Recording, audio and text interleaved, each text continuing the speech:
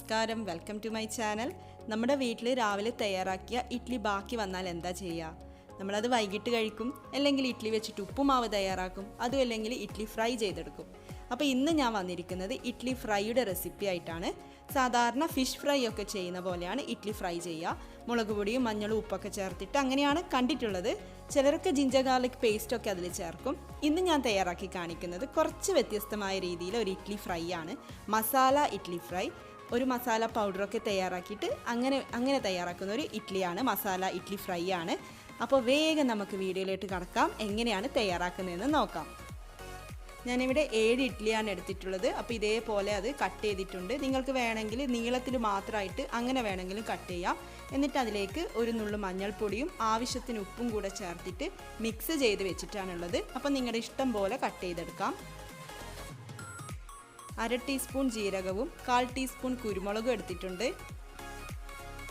7-8 അല്ലി വെളുത്തുള്ളി എടുക്കാം. വെളുത്തുള്ളിയുടെ അളവ് കുറച്ച് കൂടുതലായാലും കുഴപ്പമൊന്നുമില്ല, അതിൻ്റെ ടേസ്റ്റ് ഒന്ന് മുന്നിട്ട് നിൽക്കണം. 5-6 വറ്റൽമുളക് എടുക്കാം. ഞാനിവിടെ 6 വറ്റൽമുളകാണ് എടുത്തിട്ടുള്ളത്. ആവശ്യത്തിന് കറിവേപ്പിലയും കൂടി എടുക്കാം. ഇതൊക്കെയാണ് നമ്മുടെ ഇൻഗ്രീഡിയൻസ്. അപ്പോൾ ഇനി നമുക്ക് ഇഡ്ഡലി ഒഴികെ ബാക്കിയുള്ള ഇൻഗ്രീഡിയൻസ് ഒക്കെ മിക്സിയുടെ പൊടിക്കുന്ന ജാറിൽ ഇട്ട് കൊടുക്കാം. എന്നിട്ടൊന്ന് അരച്ചെടുക്കാം.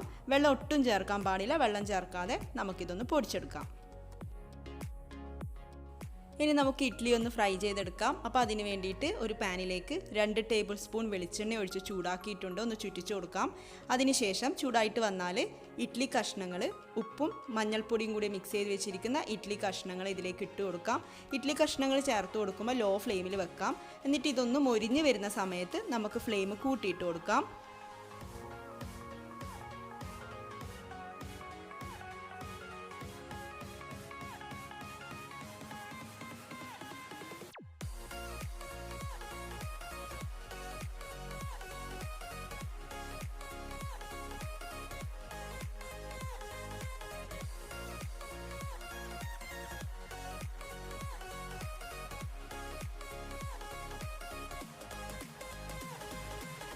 അപ്പോൾ ഇത്രയും മൊരിഞ്ഞ് കിട്ടിയാൽ മതിയാവും.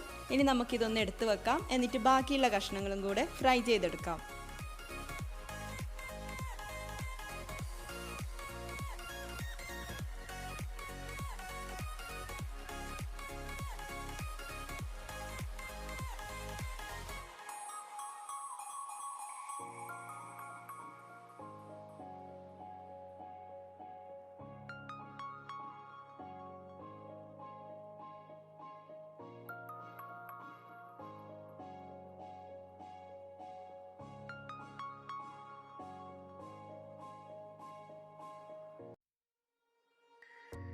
പിന്നെ ഇഡ്ഡലി കഷ്ണങ്ങൾ ഫ്രൈ ചെയ്തെടുക്കുമ്പോൾ നിങ്ങൾക്ക് വേണമെങ്കിൽ ഡീപ്പ് ഫ്രൈ ചെയ്യാം. കൂടുതൽ ഓയിലൊക്കെ ഒഴിച്ചിട്ട് അങ്ങനെ വേണമെങ്കിൽ അങ്ങനെ ഫ്രൈ ചെയ്തെടുക്കാം.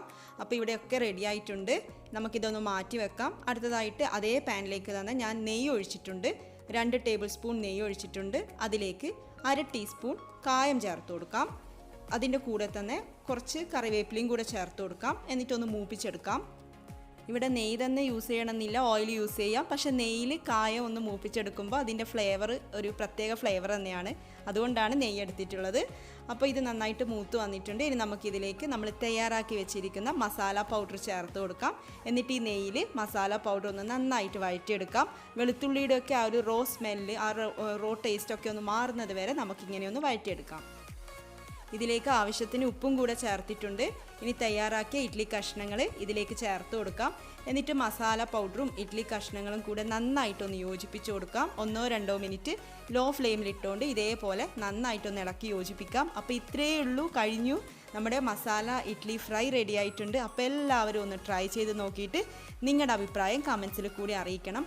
എപ്പോഴും ഒരേപോലെ ഇഡ്ഡലിയൊക്കെ ഫ്രൈ ചെയ്യുന്നവർ ഈ ഒരു മെത്തേഡും കൂടി ഒന്ന് ട്രൈ ചെയ്ത് നോക്കൂ. അപ്പോൾ ഇതേപോലെയുള്ള ലെഫ്റ്റ് ഓവർ ഇഡ്ഡലി റെസിപ്പീസുമായിട്ട് വീണ്ടും വരാം. നമ്മുടെ ചാനലിൽ ലെഫ്റ്റ് ഓവർ ദോശ ബാറ്റർ വെച്ചിട്ട് ഒരു സ്നാക്ക് റെസിപ്പിയൊക്കെ ഇട്ടിട്ടുണ്ട്. അത് കാണാത്തവരുണ്ടെങ്കിൽ അതും കൂടെ കണ്ടിട്ടൊന്ന് ട്രൈ ചെയ്ത് നോക്കണം. അപ്പോൾ ഇതേപോലെയുള്ള ഈസി ടേസ്റ്റി റെസിപ്പീസുമായിട്ട് വീണ്ടും കാണാം. താങ്ക്